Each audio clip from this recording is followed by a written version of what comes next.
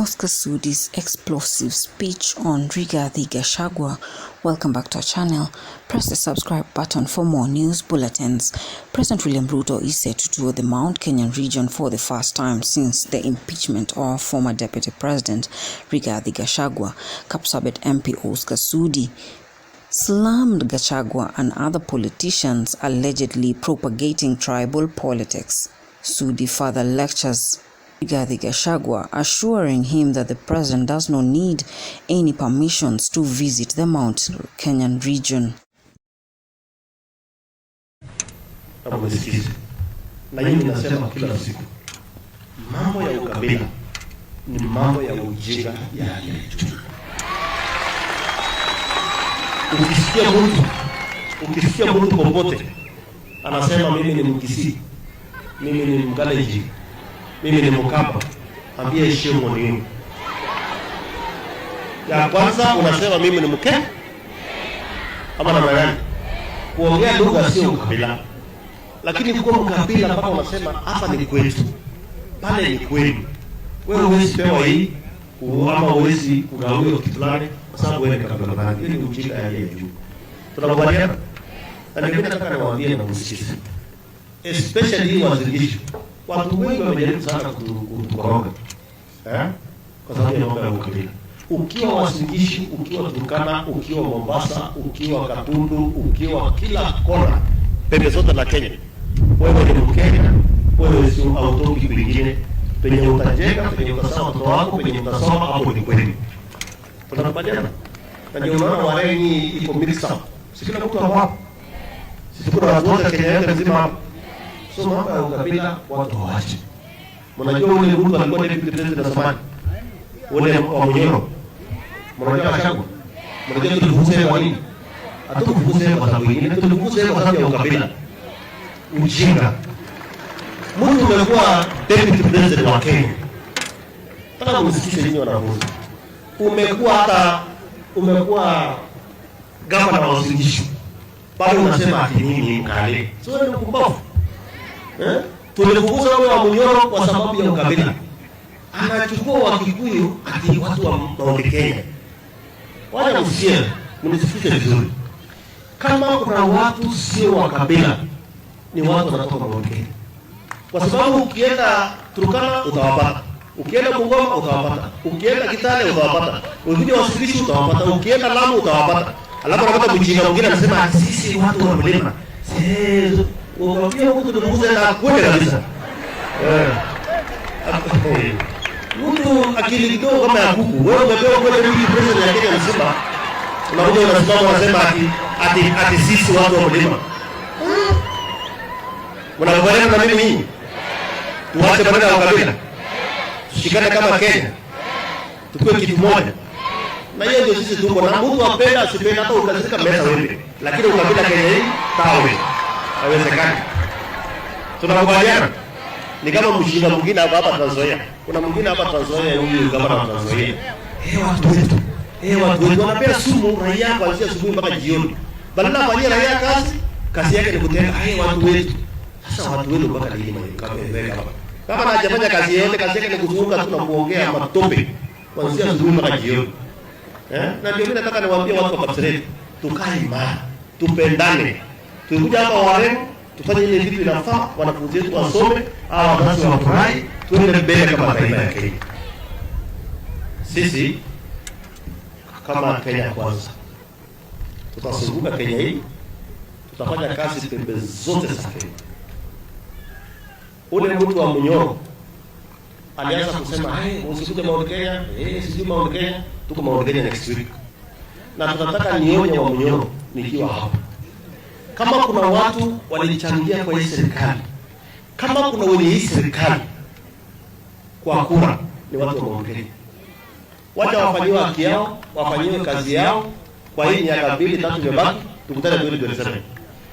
Na wewe impeach, tafuta kama utamaliza impeachment, tukutane kwa deni. Wewe mkabila wewe hata usema unapigia kura na kwa moja na hii nyingine yote na atakupigia. Nataka tuambie hawa tunakuja Mount Kenya kufanya kazi na tuombi, ni lazima tuwafanyie kwa sababu hawa ndio walilete hii serikali kwa mali kubwa. Hata kama sasa tuko kwa ile serikali ya muungano, ile tumeleta baba ndani. Sisi watu wa umoja. Kama kuna kula miraa kiwa kwa gari juu.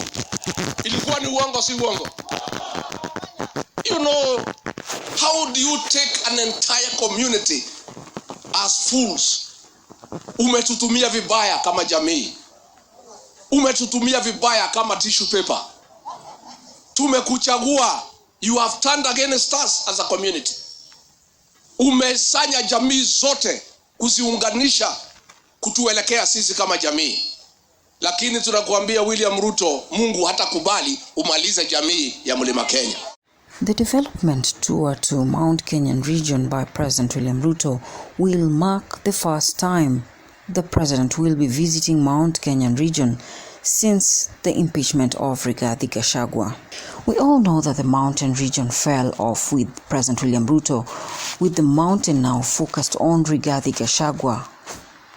Ruto really has no support from the Mount Kenyan region after he impeached their son, Rigathi Gachagua, making Ruto face a lot of criticism from the mountain and rejection that the mountain saw President William Ruto as a traitor who betrayed them after they put him in power.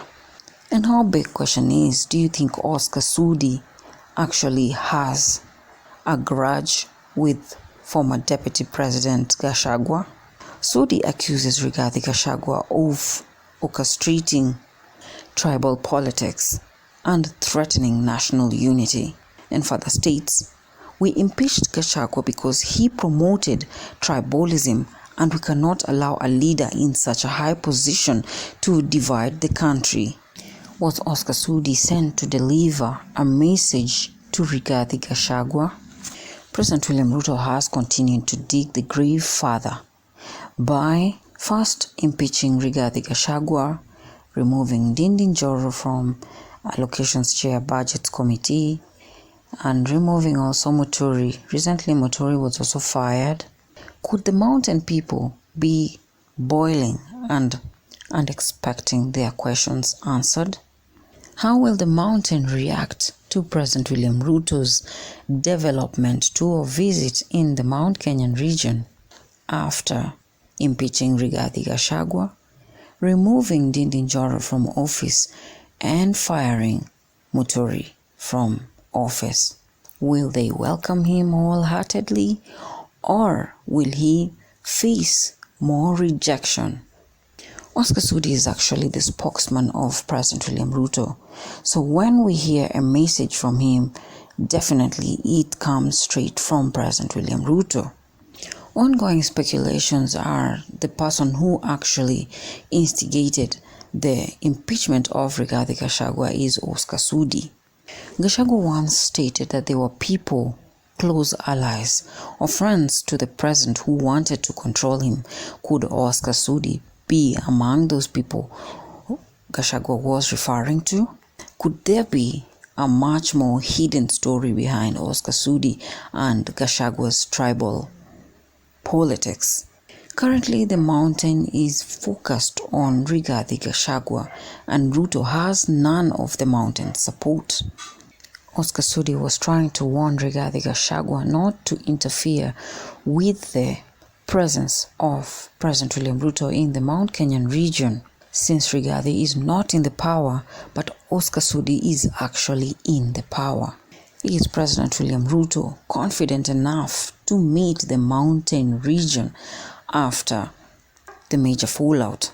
With the impeachment of Rigathi Gachagua, they actually gave Rigathi Gachagua more power, since he grew more popular in the mountain region. And truth be told, if Rigathi was to stand against President William Ruto, Rigathi would definitely have won against President William Ruto because of the massive popularity Rigathi has in the mountain region. Well, what do you think? Is President William Ruto ready to face the mountain region after their major fallout and the continuous cabinet reshuffles, like removing Ndindi Njoro from office and firing JB Muturi? Is he still creating tension and rejection from the mountain region? How will the mountain region welcome or receive President William Ruto? What will be the reaction of the people with President William Ruto's visit to the Mount Kenya for the first time after the impeachment of Rigathi Gachagua? Leave your views on our comment section. Subscribe to Royal News Updates Media, the channel where you get all your trending politics. JD Ishmaels.